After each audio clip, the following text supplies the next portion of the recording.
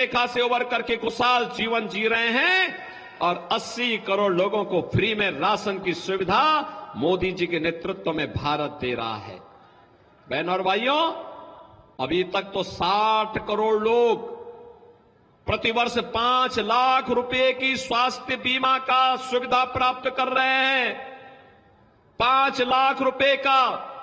और मोदी जी ने कहा है 4 जून को जब फिर एक बार मोदी सरकार बनेगी तो 70 वर्ष से ऊपर के प्रत्येक बुजुर्ग को 5 लाख रुपए की मुफ्त स्वास्थ्य का सुविधा उपलब्ध कराएंगे, प्रतिवर्ष उपलब्ध करवाएंगे। बहनों और भाइयों, आप याद करिए, कभी कांग्रेस की सरकार कहती थी कि 100 पैसा बेचते हैं, नीचे 15 पैसा जाता है, बाकी 85 पैसा एक कांग्रेस के दलाल, समाजवादी पार्टी के दलाल खा जाते थे। आज मोदी जी ने जनधन अकाउंट खोल दिए। दिल्ली और लखनऊ से आने वाला पैसा सीधे आपके अकाउंट में आता है, बीच के मध्यस्थ समाप्त। किसान को किसान सम्मान निधि, हर घर में शौचालय का निर्माण और हर घर में उज्ज्वला योजना का कनेक्शन भी पहुंच गया है। हम लोगों ने तो यूपी में व्यवस्था की है, जितने भी उज्ज्वला योजना के कनेक्शन धारी हैं, होली और दीपावली में उनको एक एक भरा हुआ सिलेंडर मुफ्त में उपलब्ध करवाने का काम करेंगे और हम उपलब्ध करा रहे हैं। 4 करोड़ गरीबों को मकान मिले हैं और यहां 96 में तो कोल जाति के जितने भी परिवार हैं सबको हमने एक एक मकान उपलब्ध करवा दिया है। 100% सिचुएशन के लक्ष्य को लेकर के हम लोग आगे बढ़े हैं। मोदी जी ने कहा है 4 जून को जब फिर एक बार मोदी सरकार बनेगी, बचे हुए लोगों को भी एक एक आवास उपलब्ध करवाएंगे, कोई भी आवास विहीन नहीं रहेगा। बहनों और भाइयों, सुरक्षा है, सम्मान है, विकास है और गरीब कल्याण भी है। ये सारे कार्य एक साथ हो रहे हैं और साथ साथ आपकी आस्था को भी सम्मान है। याद करिए अयोध्या में रामलला का मंदिर, अयोध्या में रामलला का मंदिर क्या ये समाजवादी पार्टी के लोग और कांग्रेस के लोग करा पाते क्या? क्या ये लोग करा पाते क्या? आप याद करिए, जब आप या आपके पूर्वज नारा लगाते थे कि रामलला हम आएंगे, मंदिर वहीं बनाएंगे, बोलते थे ना, तो ये लोग हंसते थे। सड़कों पे आप उतरते थे तो आपके खिलाफ झूठे मुकदमे दर्ज होते थे, अनावश्यक प्रताड़ना होती थी। और आज तो नारा नहीं, हकीकत है अयोध्या में रामलला विराजमान हो गए हैं। हो गए ना? कोई संदेह? अब तो रामलला विराजमान हो गए हैं। और याद करिए, अयोध्या में रामलला विराजमान होने के पहले मोदी जी ने अयोध्या के इंटरनेशनल एयरपोर्ट का नामकरण महर्षि वाल्मीकि के नाम पे किया है। अयोध्या में जितने यात्री विश्रामालय हैं, 5000 यात्रियों के लिए हम लोगों ने सरकारी यात्री विश्रामालय और रेन बसेरा बनाए हैं। उन रेन बसेरों का नाम क्या है? भगवान राम जब अयोध्या से निकले थे वनवास के लिए, तो बहनों और भाइयों, उन्होंने पहला विश्राम किया था निषाद राज की यहां। तो हम लोगों ने तय किया जितने विश्रामालय बनेंगे ये सब निषाद राज के नाम पर होंगे। और बहनों और भाइयों, अयोध्या में हर विश्रामालय निषाद राज के नाम पर। भगवान राम को जंगल में जूठे वेर खिलाया था माता सबरी ने। भोजनालय, फ्री भोजनालय अयोध्या के माता सबरी के नाम पर चल रहे हैं।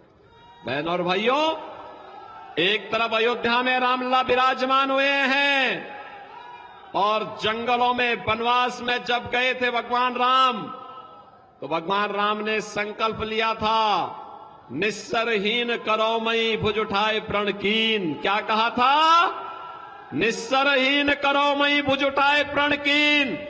उन्होंने कहा था कि मैं इस पूरे भारतवर्ष को, पूरे आर्यव्रत को आतंकवाद और नक्सलवाद से मुक्त करूंगा। और देखा आज मोदी जी के नेतृत्व में देश आतंकवाद और नक्सलवाद से मुक्त हो चुका है। और जब मोदी जी वहां काम कर रहे थे तो हमने भी कहा कि हम उत्तर प्रदेश को माफिया से मुक्त करेंगे। सभी माफियाओं के राम नाम सत्य है की यात्रा भी निकल गई। अब मुझे बताओ, राम भक्तों पर गोली चलाने वाली समाजवादी पार्टी एक तरफ राम भक्तों पर गोली चलाती है और दूसरी तरफ माफिया के मरने पर मातम मनाने के लिए जाती है। मुझे बताओ, माफिया के प्रति संवेदनशील लोगों के साथ खड़े होंगे या राम भक्तों के साथ खड़े होंगे? और यही नहीं, मां विंध्यवासिनी का कॉरिडोर भी तो भव्य बन रहा है। और इस बार तो मैंने सुना 35 लाख श्रद्धालु मां विंध्यवासिनी का दर्शन करने के लिए नवरात्रि में आए थे। 35 लाख लोग। और कॉरिडोर पूरा होने दीजिए, ये संख्या 1 करोड़ तक पहुंचेगी। 1 करोड़ तक। और याद रखना, जब 1 करोड़ तक पहुंचेगी तो तब मां विंध्यवासिनी का आशीर्वाद तो हम सब पर है। याद रखना, तब हमारे विधायक पंडित जी की ही, इनको ही मुनाफा नहीं कमाना है। यहां टैक्सी वाला कमाएगा, होटल वाला कमाएगा। होटल उनका भी है, कॉरिडोर में उनका होटल भी गया है। लेकिन हर एक फूल पत्ती बेचने वाला कमाएगा, हर दुकान वाला कमाएगा, नाव वाला कमाएगा।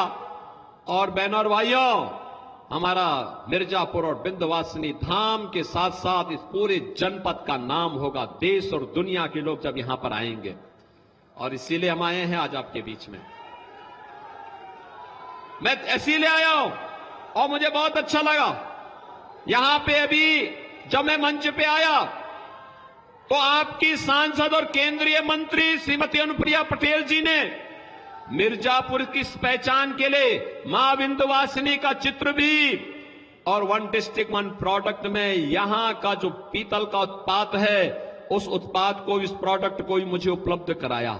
उसकी ब्रांडिंग अनुप्रिया जी देश में कहीं भी जाती हैं, मिर्जापुर की इस पहचान को मजबूती के साथ वहां पर रखने का काम करती है। और इसीलिए हम लोग आए हैं। बहनों और भाइयों, ये तय है, उत्तर दक्षिण पूरब पश्चिम पूरे देश के अंदर मुझे जाने का अवसर प्राप्त हुआ चुनाव के दौरान। अब तो चुनाव को मात्र 3 दिन बाकी रह गए हैं। बहनों और भाइयों, पूरे देश में एक ही आवाज है, चारों ओर एक ही स्वर गूंज रहा है, और वह है कि फिर एक बार और अब की बार 400 पार। 400 पार की जब बात करते हैं तो समाजवादी पार्टी और कांग्रेस का इंडी गठबंधन चारों खाने चित्त हो जाता है। इनको कुछ भी इनकी समझ में नहीं आता क्या करें। तो बहनों और भाइयों, इन्होंने झूठ फैलाना शुरू किया। और झूठ भी किस कदर, देखो कारनामे उनके, लेकिन दोषारोपण इधर कर रहे हैं। इनका घोषणा पत्र कहता है सत्ता में आएंगे तो अनुसूचित जाति, जनजाति और पिछड़ी जाति का आरक्षण मुसलमानों को बांटेंगे। देखो, बाबा साहब भीमराव अंबेडकर ने कहा था धर्म के आधार पर आरक्षण नहीं हो सकता, और एनडीए भी यही कहता है कि हम धर्म के आधार पर आरक्षण नहीं होने देंगे। अनुसूचित जाति, जनजाति और पिछड़ी जाति के भाइयों का आरक्षण को बंदर बांट नहीं होने देंगे, उसमें डकैती नहीं पड़ने देंगे। समाजवादी पार्टी और कांग्रेस के गठबंधन को बेनकाब करेंगे। इनके द्वारा कहा जा रहा है कि सत्ता में आएंगे, ये कांग्रेस और समाजवादी पार्टी का गठबंधन कहता है सत्ता में आएंगे तो पर्सनल लॉ लागू करेंगे। पर्सनल लॉ का मतलब जानते हैं आप? तालिबानी शासन। बेटी स्कूल नहीं जा पाएगी, महिलाएं बाजार नहीं जा पाएंगी, बुर्का पहन करके घर के अंदर दुबके रहना पड़ेगा, ये भारत बाबा साहब भीमराव अंबेडकर के द्वारा बनाए गए संविधान से चलेगा। भारत तालिबानी शासन को और शरीयत के कानून को मानने वाला देश नहीं बन सकता है। और इसीलिए हम लोग आए हैं आपसे कहने के लिए, बहनों और भाइयों, बाबा साहब भीमराव अंबेडकर का सर्वाधिक अपमान कांग्रेस और समाजवादी पार्टी ने किया है। याद करिए इनके कृत्यों को। अभी पश्चिमी बंगाल के अंदर इनकी सहयोगी तृणमूल कांग्रेस ने वहां पर ओबीसी के आरक्षण को मुसलमानों के 118 जातियों को दे दिया था। हाई कोर्ट ने वहां पर उसको खारिज किया, कहा कि नहीं, भारत का संविधान धर्म के आधार पर आरक्षण नहीं देता है। ओबीसी का आरक्षण, पिछड़ी जाति के लोगों का आरक्षण केवल पिछड़ी जाति को ही प्राप्त होगा। कर्नाटक में कांग्रेस ने पिछड़ी जाति का आरक्षण मुसलमानों को बांट दिया है। आंध्र प्रदेश में पहले ही बांट चुकी है। और समाजवादी पार्टी वो तो सत्ता के बाहर है, अन्यथा 2012 और 2014 में उन्होंने भी अपनी घोषणा पत्र में कहा था। और बहनों और भाइयों, इन्होंने तो दंगाइयों की रीढ़ तोड़ने वाली पीएससी की 54 कंपनियां समाप्त कर दी थी उत्तर प्रदेश में। और तो जब हम लोग आए हैं, हमने फिर सभी कंपनियों को बहाल किया है। और अब तो देश के अंदर कहीं दंगा होता है, उत्तर प्रदेश पीएससी के जवानों को बुलाया जाता है दंगाइयों को कायदे से ठुकाई करने के लिए, और वो जाते हैं वहां। जैसे ही यूपी पीएससी का नाम आता है तो बहनों और भाइयों, दंगाई सब ढीले पड़ जाते हैं, सब अपने अपने घरों में दुबक जाते हैं और दंगा शांत हो जाता है। और दंगा जब शांत होता है तो वहां की जनता जनार्दन कह पाती है कि पीएससी तो आई है, थोड़ा योगी जी बुलडोजर भी भेज देते ना तो इन दंगाइयों को ठीक कर देते। बहनों और भाइयों, आज मैं आपसे यही अपील करने के लिए आया हूं। आपने 14 और 19 में अच्छा फैसला लिया तो विकास आया, हर घर नल की योजना आई, बाण सागर की परियोजना आई, विश्वविद्यालय आया, मेडिकल कॉलेज आया, मां विंध्यवासिनी कॉरिडोर आया, मां गंगा पे इस पार से उस पार जाने के लिए पुल भी मिले, रेलवे की सौगात भी मिली, पेंटून ब्रिज भी मिले, हाईवे भी मिले, गांव-गांव की कनेक्टिविटी बेहतर हुई है। और 48 डिग्री टेम्परेचर में आपका ये उत्साह बताता है कि विकास की अन्य आकांक्षाओं को भी अनुप्रिया जी के नेतृत्व में मिर्जापुर और सोनभद्र पूरा करेगा। और इसीलिए आज मैं आपको आश्वस्त करने के लिए आया हूं। आपका जो पसीना है, आपका जो उत्साह है, विकास को बुलेट ट्रेन की स्पीड से मिर्जापुर को आगे बढ़ाएगा। हमारा मिर्जापुर भी अब लखनऊ की तरह, वाराणसी की तरह विकास की मुख्य धारा के साथ जुड़ करके, आधुनिक बन करके, एक नई आभा के साथ देश के अंदर जगमगाएगा। और इसी के लिए आज मैं आया हूं आपसे कहने के लिए,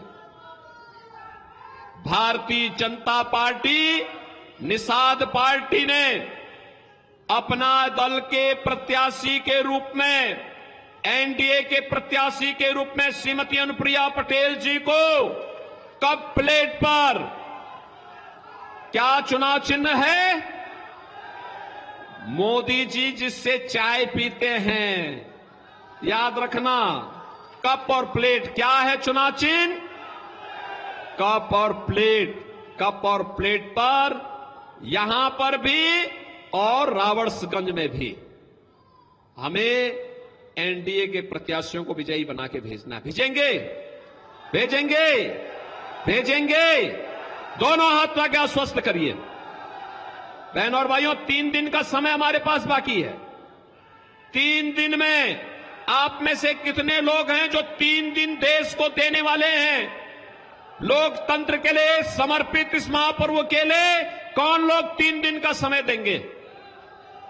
बहनों और भाइयों, मेरी आपसे अपील होगी, प्रतिदिन आप में से हर व्यक्ति 10-10 घर में जितने सदस्य हैं इनसे संपर्क करिए। 3 दिन में 30 घर। 30 घर का मतलब 150 वोटर, 150 मतदाताओं के साथ आपका सीधा संवाद। करेंगे 150 मतदाताओं से संवाद अगले 3 दिन के अंदर करेंगे। और चुनाव के दिन पहली जून को 10 बजे के अंदर उन सभी 150 मतदाताओं से मतदान कराना है। कराएंगे। तो फिर मेरे साथ बोलेंगे, भारत माता की, भारत माता की, भारत माता की जय श्री राम, जय जय श्री राम।